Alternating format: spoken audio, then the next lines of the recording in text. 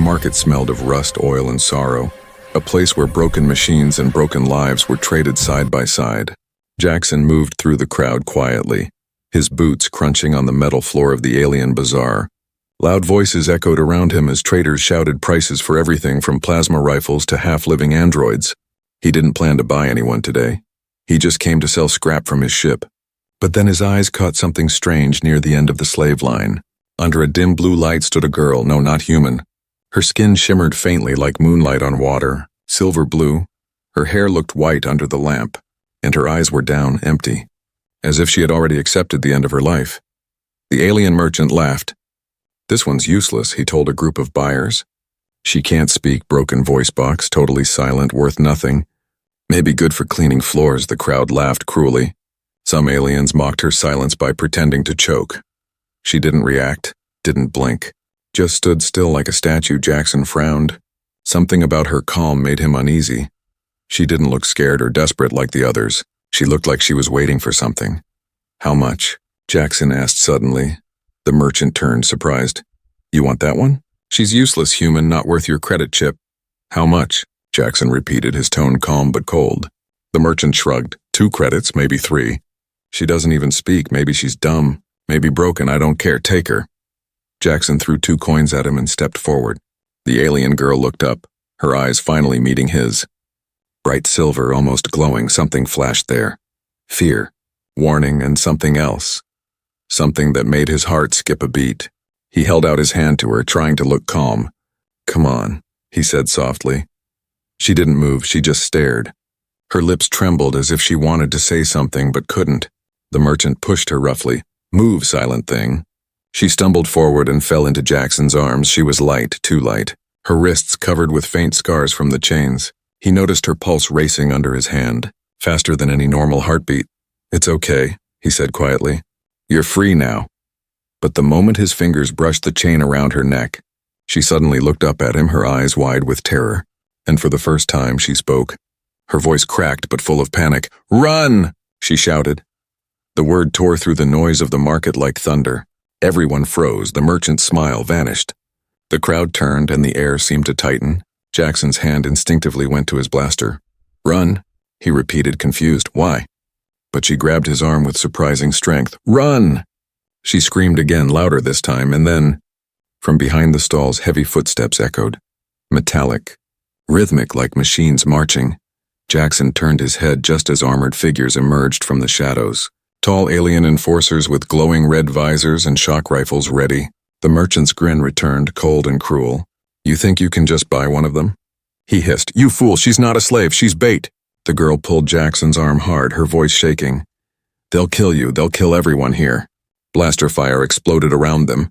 Chaos filled the air, traders screamed, and the market turned into a storm of light and dust.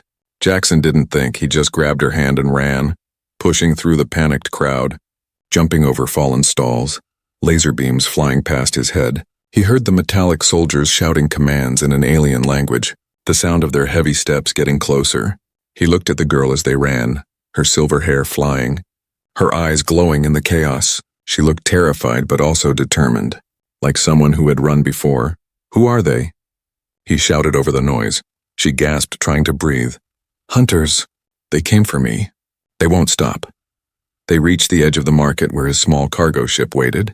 Jackson slammed the hatch open, pushed her inside and hit the engines. The ship roared to life, rising fast as laser fire tore through the air below. From the cockpit he looked down at the burning market. His heart pounding, the girl sat trembling beside him. Clutching her knees, he stared at her for a long moment. "You shouted," he said slowly.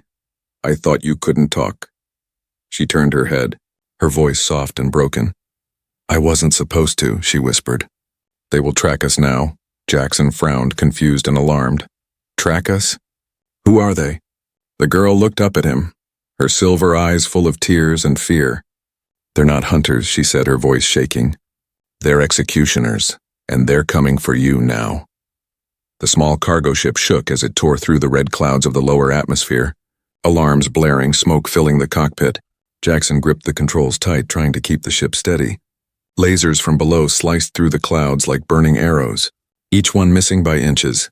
The alien girl sat behind him, trembling, her hands gripping the seat, her silver eyes wide, the faint blue glow on her skin flickering like weak firelight. Jackson looked at her through the reflection on the cockpit glass. She looked both fragile and powerful. Like a storm trapped in a human form. Who are they? He shouted over the roaring engines. They're not soldiers, she said softly, her voice thin but steady now. They're collectors, and I escaped from them. Collectors? Jackson frowned. For what? She didn't answer at first, just stared at the fading city below. They take those who can speak the echo. The what? The echo, she said again, her fingers tightening on the chair. A voice that can break energy fields, disable machines, move metal. It's forbidden. Jackson looked at her in disbelief. And you have it? She nodded once. That's why they made me silent. They sealed my throat so I couldn't use it. He turned back to the controls, his mind racing. So when you shouted run, I broke the seal, she whispered. Now they can find me again. They feel it when I speak. The radar beeped. Bright red dots closing in fast. Jackson cursed under his breath. You mean we're like a flare in the dark now? Yes, she said. They will come until you are dead too. Jackson pushed the ship harder. The engines screaming. They darted into the thick storm belt that surrounded the trade planet. Lightning flashed through the purple clouds. Shaking the hull, he stole a quick glance at her again. You have a name? She hesitated. Lyra, she said finally, her voice almost a whisper. All right, Lyra, Jackson said, forcing a calm smile. I'm Jackson and we're not dying today. Lyra's eyes softened for a second. You shouldn't have helped me, she said. You didn't know what I was. I didn't care, he replied. You were in chains, that was enough, but even as he spoke, the ship rocked violently again. An explosion behind them lit up the clouds. One of the pursuing crafts had locked on. The alarm screamed again. They found us, she said in fear. Jackson slammed a button, releasing counterflares. Hold on, he shouted, pulling the ship into a sharp dive. The hull groaned as gravity tried to tear it apart. For a few moments, silence, no gunfire, no radar pings. Just the deep roar of the storm outside. Jackson exhaled slowly. We might have lost them. But Lyra shook her head. No, they always come. Suddenly the ship's lights flickered, and a strange humming filled the air, not mechanical, something alive. Jackson's control screens glitched with static symbols. Alien runes flashing across the panels. What is that? He said sharply. Lyra's eyes widened in fear.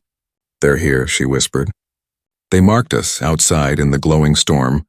Shadowy shapes appeared, long metallic forms moving without engines, floating like ghosts through the lightning, their eyes glowing crimson. Those aren't ships, Jackson said, his voice tight. They're drones, right? No, Lyra said, her voice trembling. They're hunters, half living, half machine, made from those they caught. Jackson's jaw clenched. Then we fight, he said. Reaching for his rifle, she shook her head. You can't kill them. He looked at her. You said your voice can break machines. She looked away. If I use it again, they'll find us faster. He stared at her for a long second. Then let them find us, he said. I'd rather fight than wait to die. Lyra hesitated, her hands shaking, then slowly nodded. Stay behind me, she said softly. She stood up, walked to the small viewing window and closed her eyes. The faint blue light under her skin began to grow brighter. Her lips moved silently at first. Then she took a deep breath and spoke a single word. The sound that followed wasn't a scream. It was a wave, a deep pulse that made the air vibrate. The glass crack and the storm itself twist. The hunter drones outside shattered into glowing dust, their lights flickering out one by one. When the sound stopped, Lyra collapsed to her knees, breathing hard, smoke rising faintly from her skin. Jackson rushed to her, grabbing her shoulders. Hey, you okay? She nodded weakly. It hurts every time, she whispered, the voice.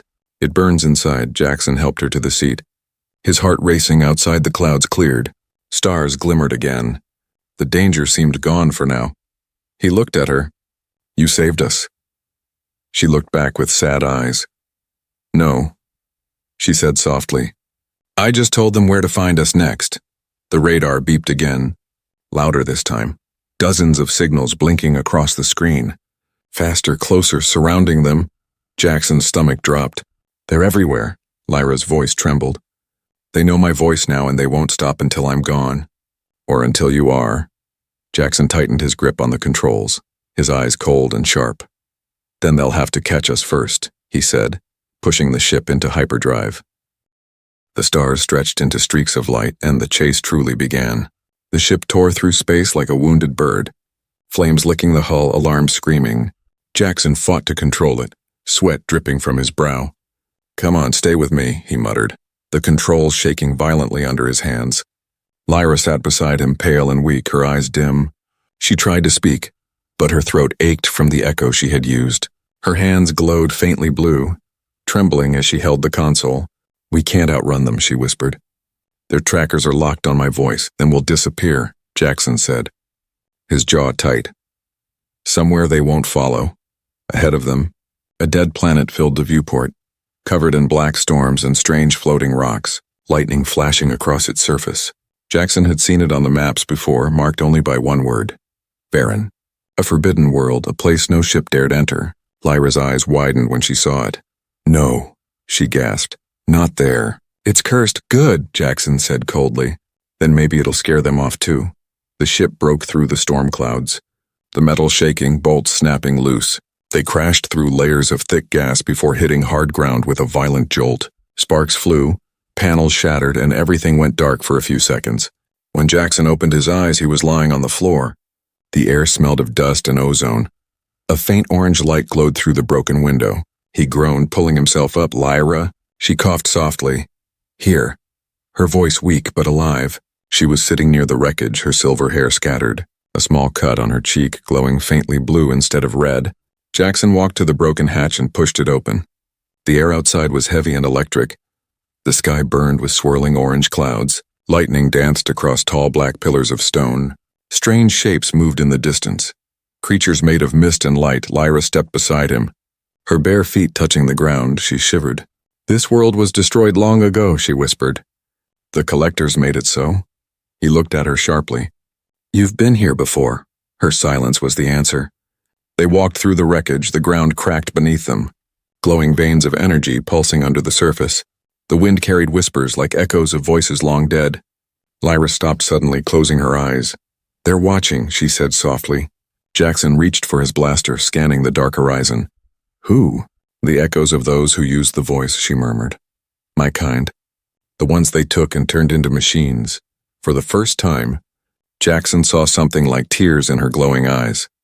"They were my sisters," she said, her voice trembling. "We were born to speak the echo, but they called it a weapon." He listened quietly, the storm roaring around them. "And you escaped," she nodded. "I ran. But the others didn't make it." Suddenly, a deep hum shook the ground. Dust rising from the cracks and far in the distance. A massive shape rose from beneath the earth, a dark tower made of metal and bones. Glowing faintly red, Jackson stared. "Whoa, what is that?" Lyra's face went pale. "The Collector's beacon," she whispered. "They built it to drain the voice from those they captured. And now it's waking up," Jackson muttered, as red lights began to flicker across the storm. They ran, climbing the rocks, searching for shelter, the wind screaming louder, as if warning them away.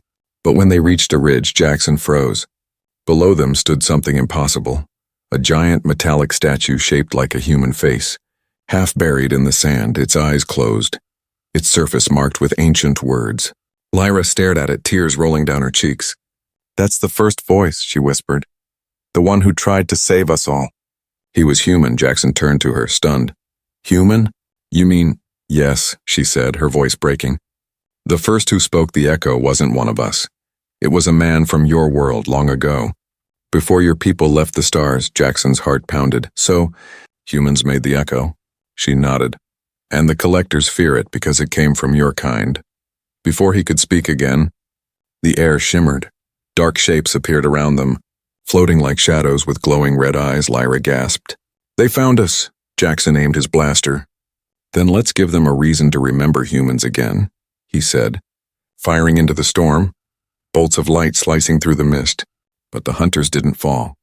They moved through the blasts like smoke, circling closer, whispering in distorted voices. The voice must be silenced. The seed must die. Lyra clutched her throat, pain flooding her body. "They're using the drain field," she cried. "It's pulling my power." Jackson grabbed her arm, dragging her toward a cave in the rocks. "Move! We need cover!" They stumbled inside, breathing hard, the shadows following but stopping at the entrance as if afraid to enter. Lyra leaned against the wall, trembling. They can't come in, she whispered. This cave, it's shielded by the old echo. Jackson looked at the glowing walls, strange symbols pulsing faintly. So we're safe for now. Lyra shook her head. No one is safe here, she whispered. Not even the dead. Outside, the storm grew darker, the beacon pulsing brighter in the distance, its hum shaking the air. Jackson looked out, his voice low and firm. Then we find a way to end it. Lyra looked up at him, hope and fear mixing in her silver eyes. To end it, we must wake the first voice, she said softly, pointing toward the half-buried human statue. And only you can do that. The cave hummed faintly with hidden energy, blue symbols flickering along the walls like veins of light. Jackson ran his fingers across the stone. It felt warm, alive, pulsing with some ancient rhythm.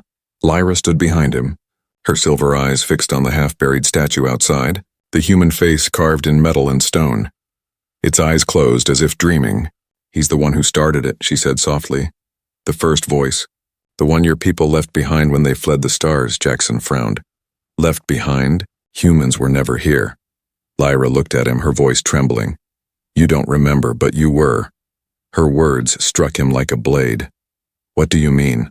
He asked. She turned toward the glowing symbols, touching them gently. Before the collectors. Before the empires, your kind discovered the echo. Your voices were powerful. Your words could shape machines and command light. But you feared it, so you sealed it away and left this world behind. He shook his head. That's impossible. Earth barely reached the stars a few hundred years ago. Lyra looked at him sadly. Time isn't what you think it is here. This planet remembers what others forget. Lightning cracked outside, the ground trembling. The statue's closed eyes flickered faint blue for a second, then went still again. Lyra stepped closer. He's sleeping, but his memory lives inside this metal. Jackson squinted. You said only I can wake him. Why? Because his DNA was human, she whispered, and his code responds only to his descendants. Jackson froze. Descendants? She nodded. You carry the same light in your blood. The idea felt insane, but something deep inside him stirred. Like a long-forgotten echo calling from the dark, he stepped toward the statue. Placing his palm against the cold surface, it vibrated faintly, the metal rippling under his touch like water. A sudden flash of light blinded them both, and Jackson felt himself pulled away, falling into darkness. Then, he was standing somewhere else, a world made of memories.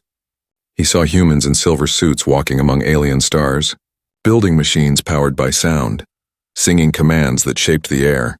Then he saw war, fire, betrayal, and silence.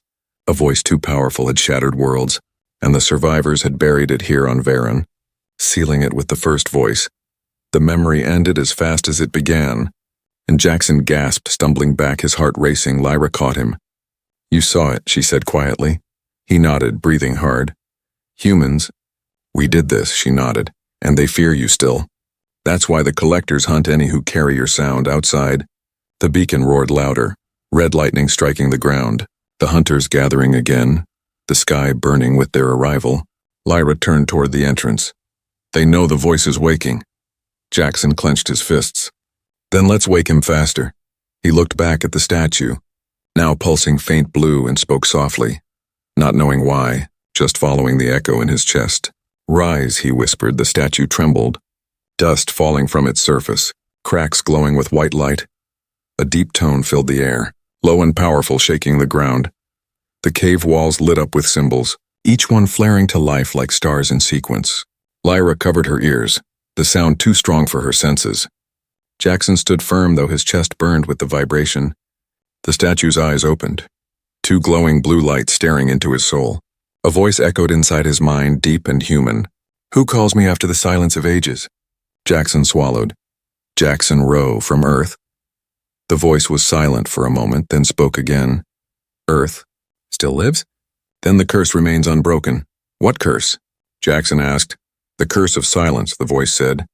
Your kind sealed the echo to stop the war, but in doing so, you gave birth to the collectors. They are the echo twisted into hunger. Lyra fell to her knees, trembling. Can we stop them? The voice rumbled. Only if the last of the bloodline speaks again.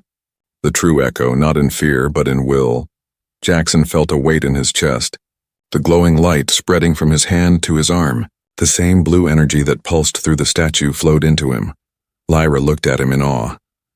"You're changing?" He shook his head. "No," he said softly. "I'm remembering." Outside, thunder cracked as the collectors descended. Dozens of them, their metal wings glowing red, the air trembling with their mechanical chant. The voice must be silenced. The seed must die. The statue's voice faded. "Go now, Jackson Rowe. The time of silence ends with you." The ground split open, the cave shaking violently. Lyra grabbed Jackson's arm. "They're coming!" He looked back one last time at the glowing human face now fading into dust and whispered, "Then we make them listen."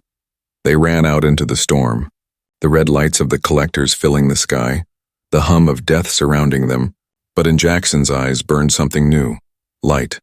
The same blue fire that had once shaped worlds, and for the first time in centuries the echo of humanity was awake again. The storm outside the cave burned with red lightning, clouds twisting like living beasts. Jackson stepped out first, his boots sinking into the ash-covered ground, blue energy pulsing under his skin, the mark of the first voice glowing faintly on his hand. Lyra followed behind him, her hair blowing wildly in the electric wind, her silver eyes full of worry and awe. "Jackson," she said softly, "your voice, it's changing the air." He glanced at her, his tone calm but sharp. "Then maybe it's time I used it." The sky roared as the collectors descended, hundreds of them, hovering metal figures with crimson eyes and bladed limbs, their voices blending into one, a chant that shook the air, silenced the seed. "Erase the echo," Jackson raised his hand. The blue light spreading. "You wanted silence," he said coldly. "Then listen to mine." He opened his mouth and the world trembled. The sound that left him wasn't a scream. It was like thunder breaking chains, a deep pulse that rolled across the storm. The ground cracked open, and the first wave of collectors shattered midair, turning into shards of burning dust. Lyra covered her ears, falling to her knees, the energy vibrating through her bones, her voice shaking. "You're too strong." Jackson fell silent, gasping for breath, the glow dimming slightly. He looked down at his hands, small arcs of light running between his fingers. "It feels alive," he said. Lyra stood, her eyes wide. "You control the echo now, but it will consume you if you keep using it." He shook his head. "Then I'll let it. If it means stopping them." More collectors appeared on the horizon. Larger ones, their shapes like floating fortresses, red beams firing toward the ground.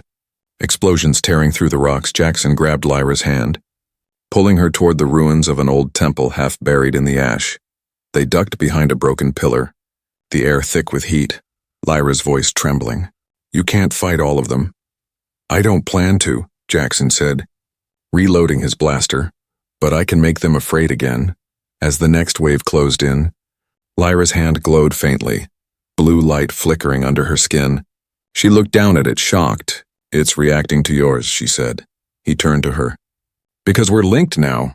She blinked, confused. "Linked?" "The first voice passed his power through me," Jackson said, "but it's resonating with you.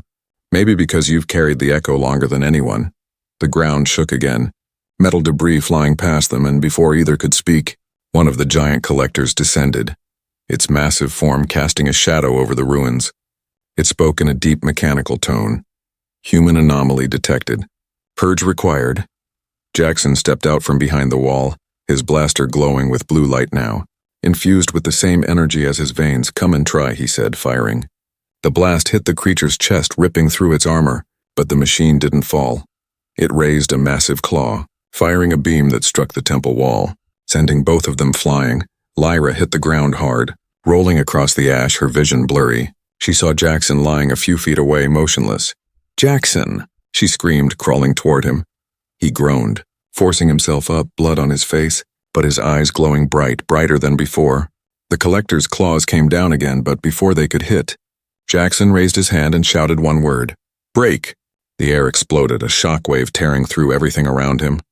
The collector's limbs twisted.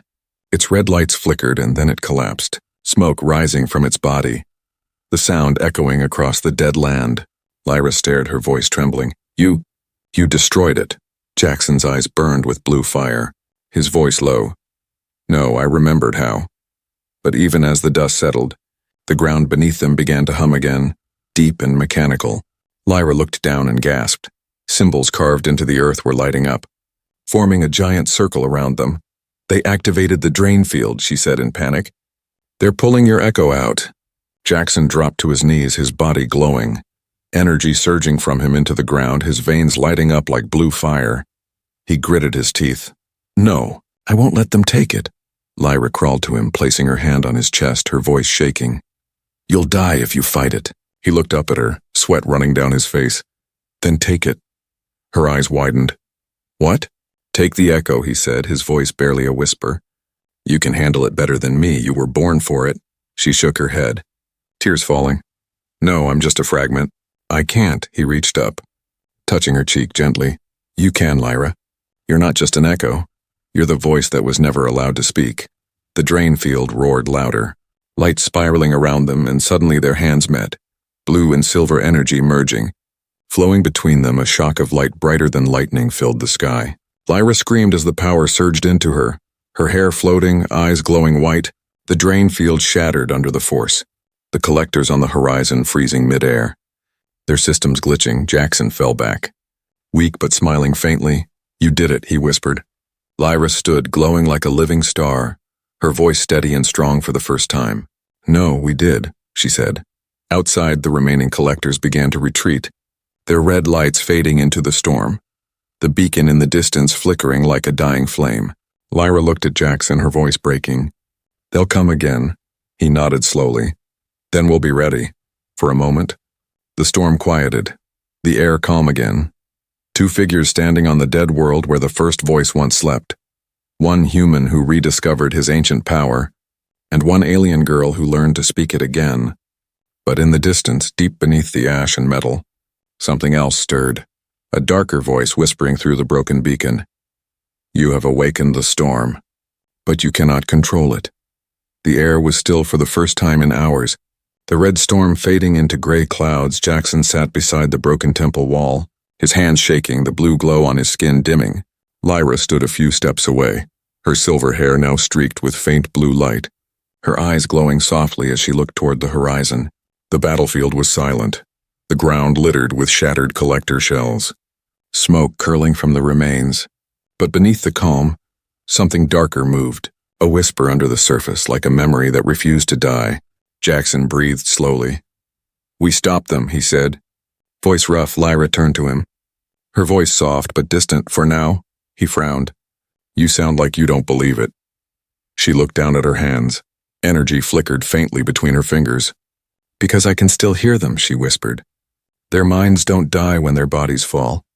They echo through me. Jackson stood limping slightly and walked to her. You absorb too much power, he said. You need to rest, Lyra shook her head. It's not just power, Jackson. It's memory, he stared at her, confused. Memory? Yes, she whispered. I can feel everything they've done, every life they've taken, every voice they silenced. She closed her eyes tightly. It's like they're inside me. Jackson stepped closer, placing a hand on her shoulder. Then we'll find a way to get them out. She looked up, tears shimmering in her glowing eyes. What if they change me first? He met her gaze, firm and calm. Then I'll bring you back. No matter what. Before she could reply, a sharp sound broke the silence. The deep hum of an engine. Jackson turned instantly, scanning the sky. A small craft was descending through the clouds, its hull marked with the blue crest of the Terran fleet. Lyra gasped. Humans. Jackson narrowed his eyes. That's impossible. No ship should have tracked us here. The ship landed a few meters away, kicking up ash, and from it stepped a tall woman in black armor with a silver insignia on her chest. Her helmet opened, revealing sharp eyes and a familiar face. Jackson Rowe, she said, her tone clipped and commanding. You've caused quite the disturbance, he stared. Commander Vega? He breathed, recognizing her. The officer who'd once led him on the frontier patrols before he vanished. Vega's gaze flicked to Lyra, her expression tightening. So it's true. You found one of them. Lyra's stance stiffened. One of who? The Echoborn. Vega replied coldly. The reason humanity almost went extinct centuries ago. Jackson's jaw clenched. You don't know what you're talking about. She saved me. She's the reason the collectors came back, Vega snapped. You brought their signal straight to us. Before Jackson could respond, Vega raised a small device. Holograms flickered around them. showing data streams and energy readings. We traced the surge from your ship. The echo resonance matches your bloodline. Ro, Jackson blinked. My bloodline? Vega stepped closer, her eyes hard. You're not just human. You're a descendant of the first voice. Lyra turned slowly toward him. That's why the statue responded to you, she whispered. You carry his code.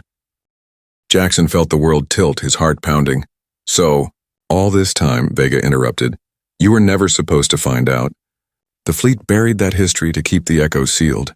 The air crackled suddenly, a pulse of blue light bursting from Lyra's hands.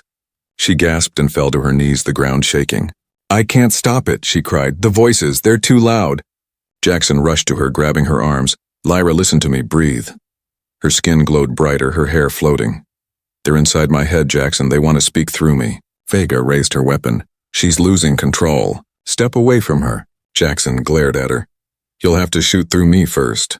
Lyra screamed, the echo bursting outward in a wave of blinding light, the shockwave knocking Vega backward, her armor sparking, the ship's alarms wailing.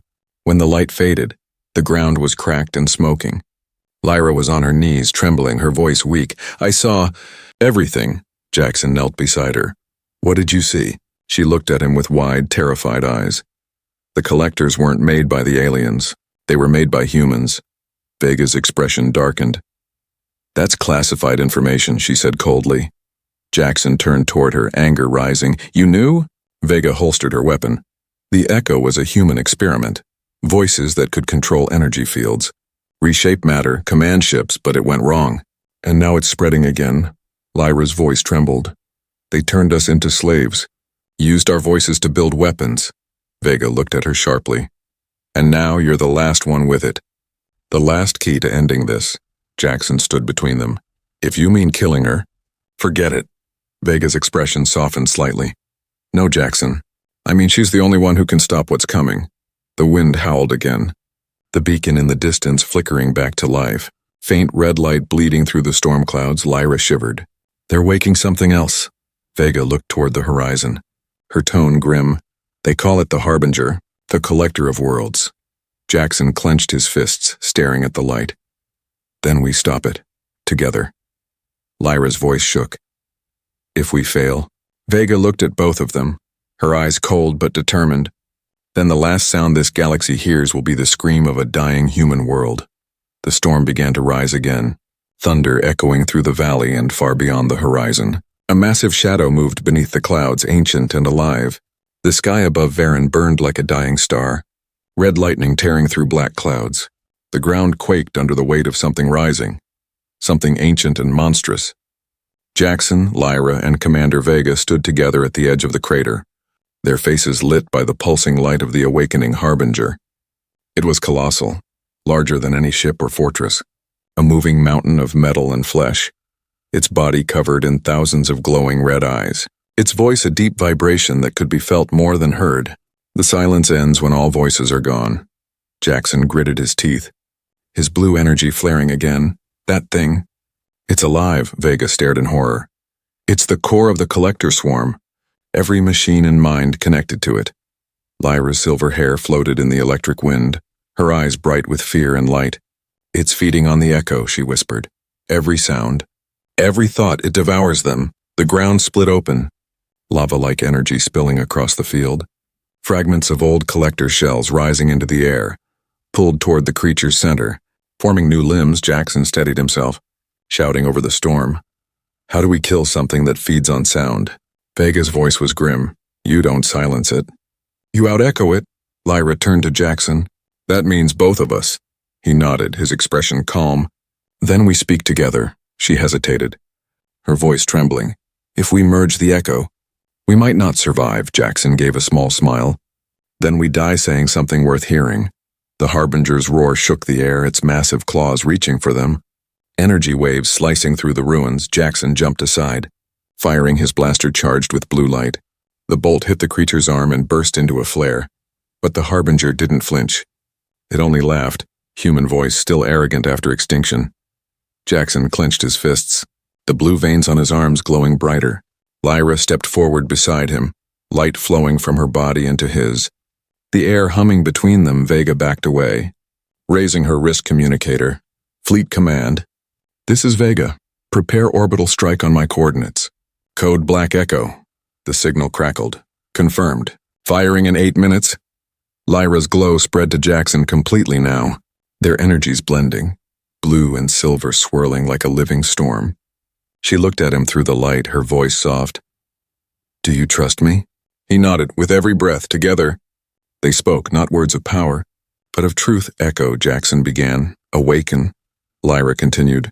The sound burst outward like a wave of creation, the clouds splitting open above them, streaks of light raining down.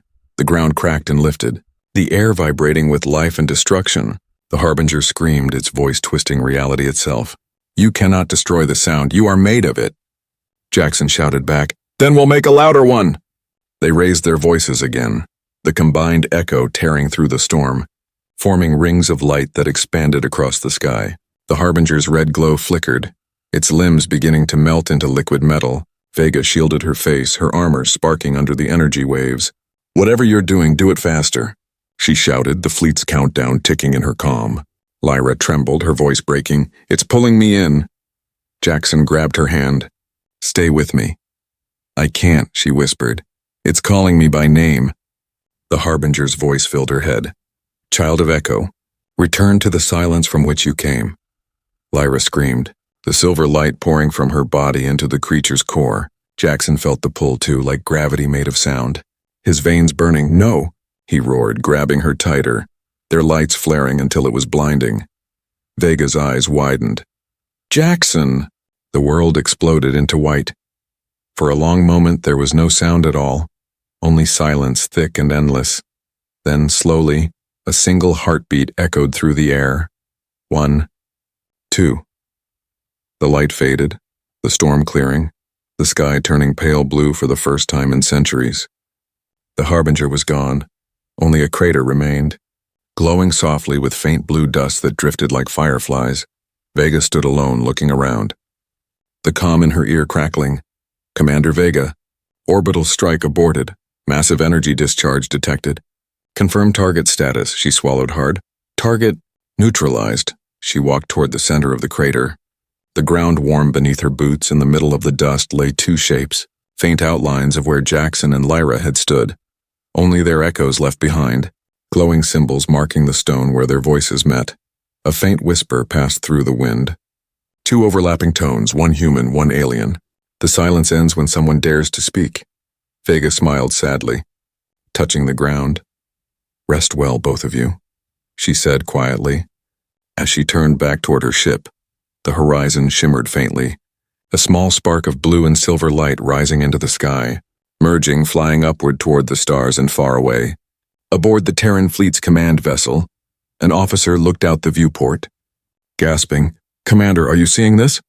Vega looked up.